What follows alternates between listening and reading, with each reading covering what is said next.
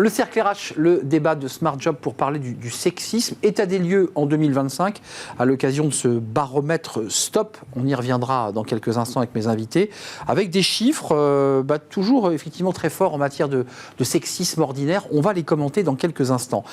3 expertes de ce sujet. D'abord, Brigitte Grésy, merci de nous faire l'honneur de nous rendre visite tous les 2 ans avec le baromètre sous le bras, parce que vous êtes à l'origine de cet acronyme #Stop comme entreprise. On dit stop et on dira stop, et stop au sexisme d'ailleurs. On va commenter votre baromètre. 13 000 personnes qui ont voté, c'est quand même un chiffre et un panel signifiant. Merci d'être avec nous. Je rappelle que vous êtes l'ancienne présidente au Haut Conseil à l'égalité entre les femmes et les hommes. Delphine Pouponneau, merci d'être là. C'est la première fois que vous venez sur notre plateau et c'est un vrai plaisir. Coprésidente de l'AFMD, l'Agence française des managers de la diversité, association. Et vous êtes directrice, vous, diversité QVT, inclusion au sein du groupe Orange. Merci d'être avec nous. Et vous portez, évidemment, vous faites en sorte d'embarquer les entreprises pour signer la charte. Je sais que vous allez nous en parler dans quelques instants. Aurélie Judelin est avec nous. Bonjour Aurélie. Bonjour. Ravi de vous accueillir. Directrice générale d'Équilibre, spécialiste de l'égalité professionnelle femmes-hommes. On reviendra sur l'index qui est en train d'être revu et corrigé, puisque pour l'instant, il n'y en a pas. Vous appartenez au groupe TELUS Health et vous n'êtes, vous, pas membre de ce cercle parce que vous ne pouvez pas, oui. Mais en revanche vous poussez vos clients à entrer et à signer cette charte. D'abord, Brigitte Grésy, un peu un regard panoramique, ça a été créé par 3 acteurs et aujourd'hui ça prend de l'ampleur. Est-ce que vous êtes fiers de ce bébé qui commence à se développer et je dirais à éveiller les consciences de manière très large? Les 3 fondatrices, c'était donc L'Oréal et Accor. Et effectivement, c'est elles qui ont vraiment mis cette charte sur la table. Et au départ, on était soit 50, 70 entreprises. Elles ont mené ça d'une main de maître et ensuite ça a été repris par la FMD qui l'a repris également très bien, avec des réunions tous les trimestres, ce qui fait que le feu sacré était entretenu au fil des années. Et maintenant, on est à 300 entreprises et avec une charte qui engage les entreprises. Et tous les 2 ans, ce baromètre, c'est un baromètre de ressenti. Et c'est ça qui est intéressant, c'est-à-dire que c'est un baromètre qui permet à la fois d'avoir une valeur pédagogique. Parce que quand je réponds à des questions, est-ce qu'on te coupe la parole en réunion? On se dit, tiens, on me coupe la parole, ça veut dire que c'est du sexisme. Ouais. Donc ça a une valeur à la fois pédagogique. Ça réallume des petites lumières. Absolument. Et puis ça a une valeur d'évaluation du ressenti, avec toujours le bémol qui est que plus on sait ce qu'est le sexisme, plus on est mobilisé, plus on déclare, et donc plus les chiffres sont importants. C'est pour ça que le 77% de femmes qui se disent être victimes de sexisme n'est pas très lointain du chiffre d'il y a 2 ans, où on était à plus de 80, et pas très lointain du chiffre de 2013, moi qui était le premier baromètre un peu de ce genre, parce que petit à petit, on sait ce que c'est et on déclare plus. C'est vrai pour ce sujet, c'est vrai pour d'autres sujets, c'est des sujets autour des viols, des agressions des femmes. Il y a une prise de conscience, on va plus facilement à la police pour le déclarer. Delphine Pouponneau, quel regard vous portez? Parce que vous avez, vous, un rôle de promouvoir, vous portez la lanterne et vous allez voir les entreprises en disant « allez la signer ». Moi, je constate quand même, et vous allez nous le confirmer, que celles qui ont signé cette charte, les salariés disent « on voit la différence ». Voilà, si l'entreprise est plus engagée, il se passe des choses. C'est ça votre mission. Oui, tout à fait. Alors, juste la FMD, donc Association française des managers de la diversité, nous, on aide les employeurs à développer effectivement tout ce qui permet l'inclusion, la diversité et l'inclusion. Et depuis 2021, on a repris l'initiative Stop, parce qu'on avait déjà pas mal d'adhérents au sein de la FMD. Et l'objectif, c'est vraiment ça, c'est de partager, de fédérer, de mettre en visibilité des outils. On a créé un e-learning qui se déploie effectivement dans toutes les entreprises adhérentes à Stop. Aujourd'hui, je crois qu'il y a 46 000 collaborateurs de ces différentes entreprises. Ils ont accès quoi? Smartphone, ils ont un code, voilà, ont une et plateforme. Ça se déploie dans toutes les entreprises. Et l'idée, c'est vraiment du partage de bonnes pratiques et d'aider les entreprises à mesurer, d'où l'importance aussi du baromètre. Ça fait partie de l'acte d'engagement que les entreprises signent, mesurer et avoir des indicateurs de suivi. Et le baromètre Stop permet ça. Aujourd'hui, on a eu 19 entreprises signataires de l'acte d'engagement qui ont effectivement participé au baromètre. Et donc, voilà, on continue le sujet. Je précise quand même que toute la vertu aussi de cette initiative, ce ne sont pas que des mots, ce sont des formations, ce sont des accompagnements, c'est ce que vous évoquez, ce sont des vidéos, c'est de la sensibilisation, c'est de la prise de conscience. Vous, votre mission cabinet de conseil Equilibre, parce que vous êtes spécialisé justement sur ces enjeux notamment d'égalité femmes-hommes. D'abord, on en parlera, mais l'index est à plat. Donc il faut attendre le nouvel index, parce que c'est un outil très important pour les entreprises, pour mesurer. Qu'est-ce que vous leur dites à vos entreprises que vous accompagnez ?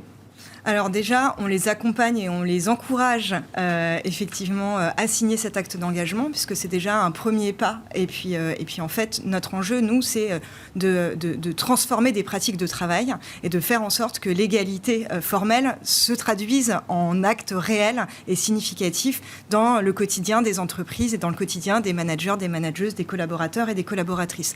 Donc effectivement, nous, on a plutôt un accompagnement, j'allais dire, à 3 niveaux, c'est-à-dire on va évidemment avoir des activités d'audit avec des analyses de rémunération comparée, etc., pour factualiser un petit peu les choses. On va avoir beaucoup d'accompagnement sur la partie formation, parce que comme vous le mentionniez, en fait, c'est le nerf de la guerre. Il est très important de former l'intégralité des salariés. Ce n'est pas un sujet de femmes uniquement. Jusqu'au COMEX, de tout en haut. Ça commence par le COMEX. Nous sommes d'accord. En commençant par le COMEX. Et puis, évidemment, on s'assure également que tous les dispositifs sont connus et en place pour remonter d'éventuels signalements, de manière à ce que des sanctions soient effectivement mises en œuvre dans le cadre de débordements dans l'entreprise. Alors, sans être inondé de chiffres, c'est intéressant de voir le face-à-face, alors parfois les mains tendues et parfois le face-à-face entre les femmes et les hommes. 2 femmes sur 3 affirment avoir vécu un comportement sexiste en réunion, c'est-à-dire des attitudes, c'est du sexisme ordinaire, des blagues. Mais de l'autre côté, c'est-à-dire de l'autre côté de la barrière, c'est un peu impropre, on a des hommes, 4 hommes sur 10, qui considèrent que la promotion de l'égalité femmes-hommes aboutit aujourd'hui à discriminer les hommes issus d'un sondage national. Qu'est-ce que ça vous évoque ? Ça vous dit qu'il faut quand même continuer à accélérer et rien lâcher, quoi ? Alors, ce que nous dit ce baromètre, c'est que il y a un accord, un consensus sur un bilan, oui. Qui est qu'il y a encore beaucoup de sexisme, qu'il faut que les entreprises s'engagent, que les hommes doivent s'engager, que ça perturbe et que ça crée de la souffrance. Hommes et femmes sont d'accord là-dessus. Mais s'ils sont d'accord sur le diagnostic et l'objectif, qui est de lutter plus encore, ils sont en désaccord sur les moyens et sur des diagnostics séparés. C'est-à-dire, on a une femme sur 2, et ça c'est quand même énorme, qui trouve que il y a des écarts de rémunération trop importants pour un travail de valeur égale. Ce qu'évoquait Aurélie tout à l'heure. Une femme sur 2 qui dit que leurs compétences ne sont pas assez valorisées. Ça, c'est clair. Une femme sur 2 qui dit que les compétences des femmes managers Ça, c'est le fil rouge qui ressort. ne sont pas assez valorisées. C'est énorme, une femme sur 2. Donc, on a ça. Et par exemple, en face, seulement 12% des hommes disent « Ah oui, peut-être qu'il y a des écarts de rémunération ». Et par ailleurs, la moitié des hommes disent qu'il n'y a pas d'impact entre la charge parentale et l'égalité professionnelle. Ça, moi, ça a été la découverte la pire, c'est-à-dire que la moitié des hommes disent qu'il n'y a pas de lien entre la charge de la parentalité et l'égalité. Mais vous pensez qu'on régresse, Brigitte Grésy, ou pas ? Excusez-moi, quand j'entends ça, je me dis que malgré le travail que vous faites, malgré la pédagogie, enfin, on recule là.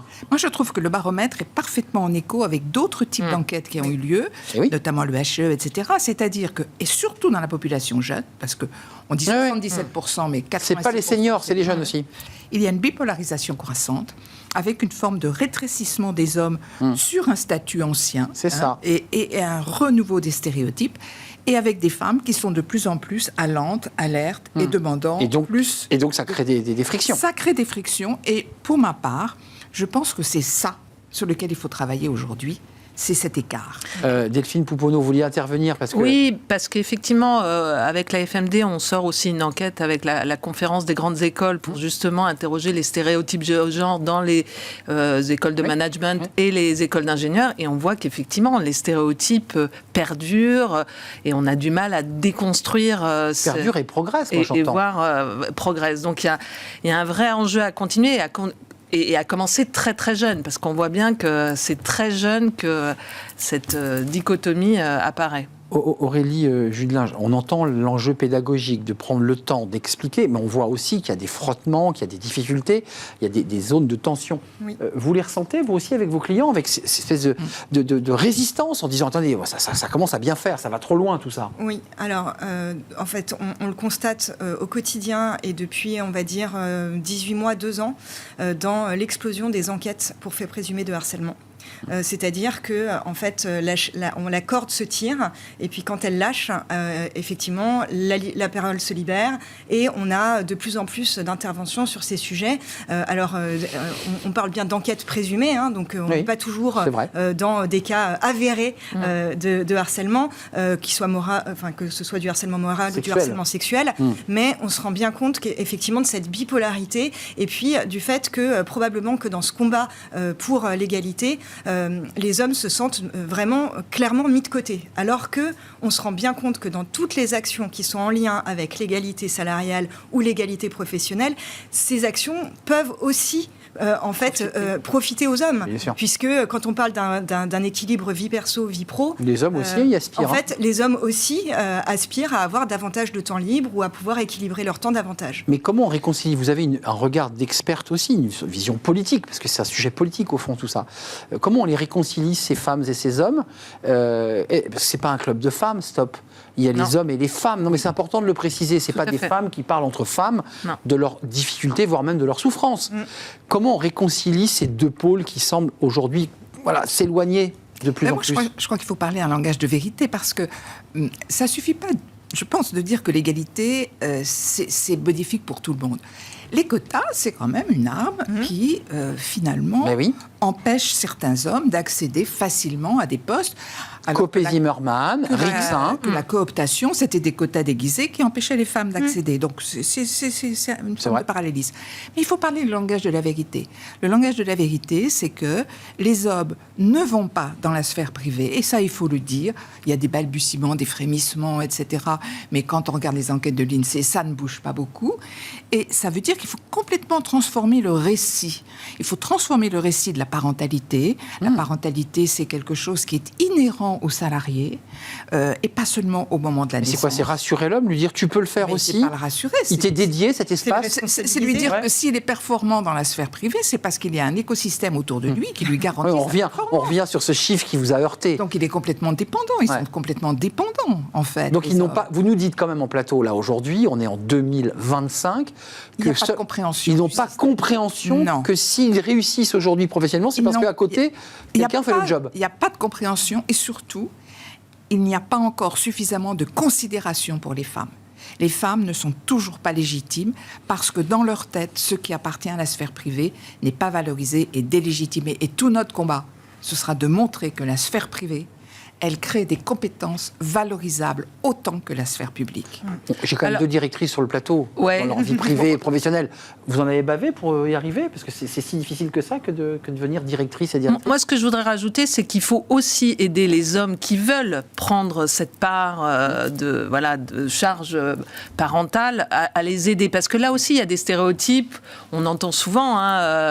la personne qui veut aller chercher son enfant l'homme qui veut chercher son enfant à 4 heures, on lui dit t'es à temps partiel. Donc là aussi, c'est des choses sur lesquelles il faut qu'on lutte pour permettre à ces hommes-là aussi de jouer leur rôle. En même temps, c'est quand même le rôle des managers d'avoir un discours eux aussi de relais, de courroie de transmission en disant à un collaborateur, je t'autorise à le faire.